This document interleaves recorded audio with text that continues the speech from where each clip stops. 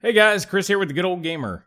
So, it's really early on a Sunday morning, that's why I look a little disheveled right now. But I woke up to somebody on Discord sending me a link to a video over at Joker Productions where he got numbers on the RTX 2080 Ti in comparison to the 1080 Ti. And I've had my own predictions as to about where this would land, so I was very curious to see about how right I was. So today, we're going to go ahead and take a look at these numbers, see what they mean, how correct have my predictions been, and what this means for the future of PC gaming graphics. So go ahead, stick around, and check it out.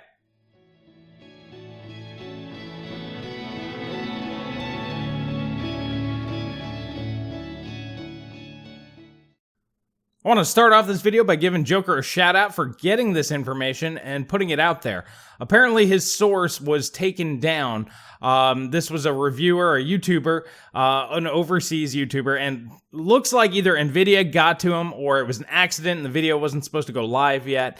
But Joker got the images before it went down. So I want to thank you for putting these back up.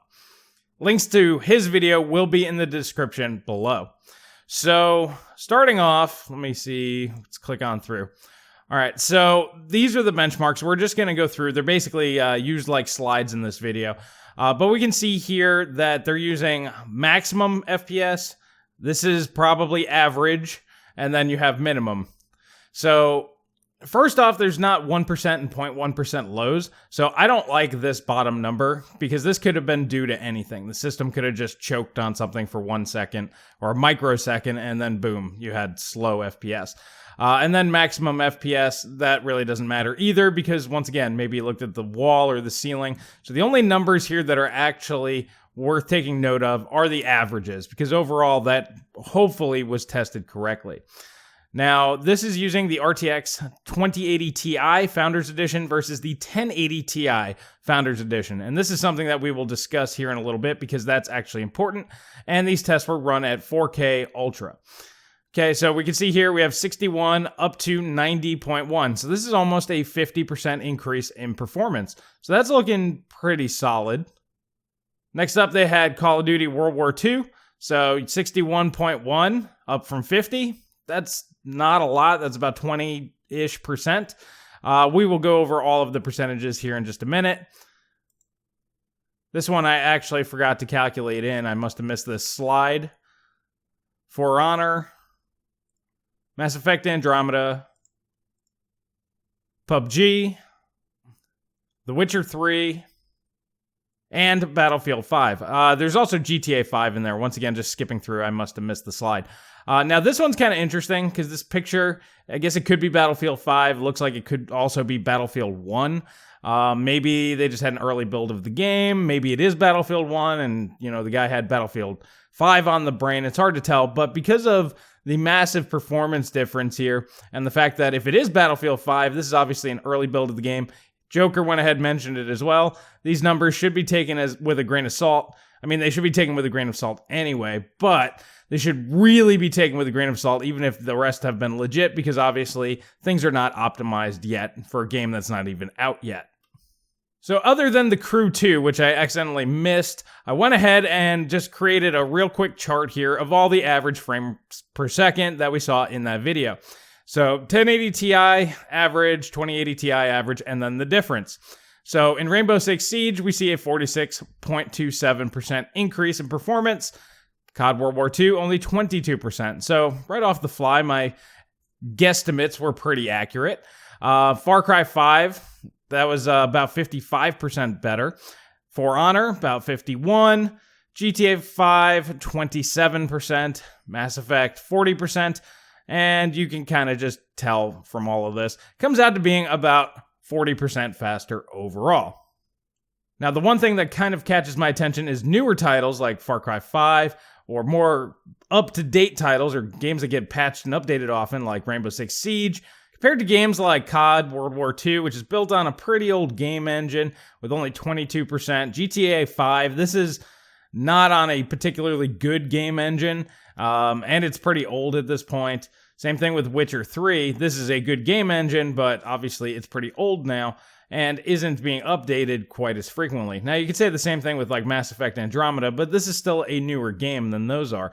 And you see that the performance increases on these older titles aren't as good as they are on the more modern, more up-to-date, and currently played titles. Now, GTA 5 is still pretty popular, but for the most part, it's probably about as optimized as it's going to get. Like I said, this is a very old game engine. This was a game launched on the PlayStation 3 and Xbox 360. Now, this was a pretty quick and dirty benchmark suite that Joker got his hands on. And honestly, it looks pretty legitimate. When you look at the numbers, about 40% is on the high side of what we were expecting. And the reason why that is because A, the Founders Edition cooler on the 2080 Ti now has 2 fans, better cooling solution, and GPU Boost 4, in comparison to the 1080 Ti's blower-style single-fan reference cooler. Obviously, that thing is probably running much lower clocks than if it was on an AIB card. Now, if these two GPUs were run under equal conditions, meaning at similar clock speeds, performance will likely be somewhere around the 30% mark in performance gained. So this is one of the ways that I think NVIDIA is going to basically try to have people push that, oh, these are way more powerful, when they're really not. It's just the FE cards of the 10 series really aren't that great. And that can lead to the clocks being suppressed and making the new Turing cards look better. So hopefully people understand that. The technology should be relatively similar. When max overclock, they should come out to being pretty much the same. Turing might be able to squeak out a little bit higher numbers, but overall it should be pretty close. So if you're running one card at 1500, 1600 megahertz, and the other one's running at 1900 megahertz, you're not going to have an even comparison. It'd be much simpler if everybody just waits for AIB cards to come out, and then that would make for a better comparison, in my opinion. So what it looks like we're going to be getting here is very much like the upgrade path that we saw last time with Pascal. You had the 1060, the 1070 was 30% faster, the 1080 was 30% faster than that, and the 1080 Ti was 30% faster than that. So it was 30% increments. So it looks like that's about where Turing's probably going to be going. Now, this isn't an apples to apples thing, but to try to gauge where the 2080 may land, let's take 2944 and we divide by 4352. And so we're looking at 33% less CUDA cores. Now, that is probably going to translate to somewhere in the neighborhood of 30% lower performance. Which means that my prediction in current, modern, and near future titles, the 2080 will likely go neck and neck with the 1080 Ti, and then the 2070 will likely go neck to neck with the GTX 1080. And as I've mentioned previously, you can get current cards at significantly reduced prices.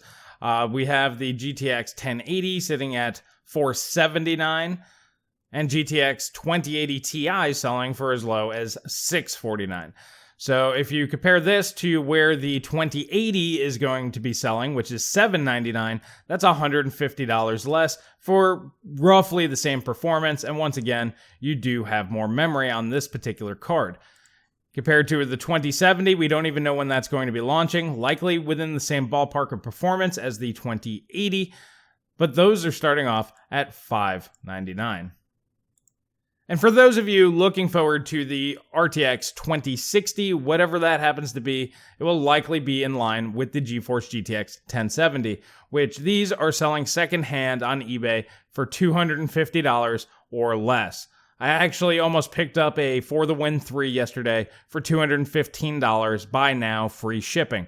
I actually bought it, but I need to invest money into other things right now, so I ended up canceling that order. But $215 for an EVGA For the Win 3, buy now.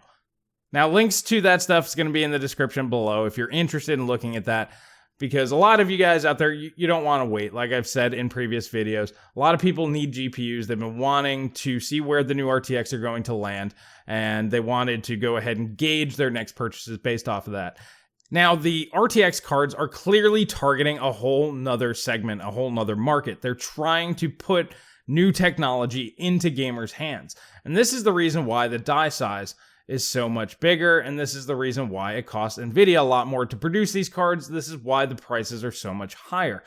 Now, ultimately what it comes down to is if you're okay with being on the bleeding edge, and you want to have all of the latest and greatest tech, go ahead and pick up some of the RTX cards. I mean, I got links for those in the description as well. If you want to go ahead and pre-order those, they are available. Now, I get that, and I personally want to test out the new technology because that's me. I like new things, and I like where the market's going. But if you only care about price to performance, which is obviously the most consumer conscious thing that you can do, is look at the best value for your dollar. The more evidence that we see, it looks like going with a very heavily discounted GTX 10 series card, or possibly in the near future, maybe a very heavily discounted Vega card, might not be a bad way to go, because those cards will still compete with the new generation of GPUs. They're not going to be blown out of the water. Everything's basically just being knocked one peg down. So 1080 Ti is now basically going to be on the 2080 level, the 1080 on the 2070, the 1070 on likely the 2060. We have no information on that. That's just speculation on my part. But the other GPUs, the 2080 Ti through the 2070, we have kind of a decent idea of what we're going to be looking at this point, assuming that these benchmarks are true and the other benchmarks that have come out. Well, alrighty guys, let me know what you guys think down in the comment section below. Do you need to be on the bleeding edge, or some of these heavily discounted GPUs, does that make more sense to you? And you can wait a few years when these technologies are implemented a little bit more, and then it makes a little bit more sense to get them. I mean, the consumer inside of me says that's the way I should go, but then the tech head inside of me says, well, dude, you have a tech channel. You should totally benchmark them. So, I don't know. Let me know what you guys think down in the comment section below. Which, the angel or the devil, which one do you usually go with? And remember, if you guys like this video, please hit that like button, please subscribe, please share with friends, and please go ahead and check out Joker's videos. He also did a video where he compared his GTX 1080 Ti to the leaked 2080 Time Spy numbers, and guess what? They're pretty similar. Go figure. But go ahead and check that out, support him as well. That was a good find on his part. And that's all I have for today, and I'll catch you guys in the next video.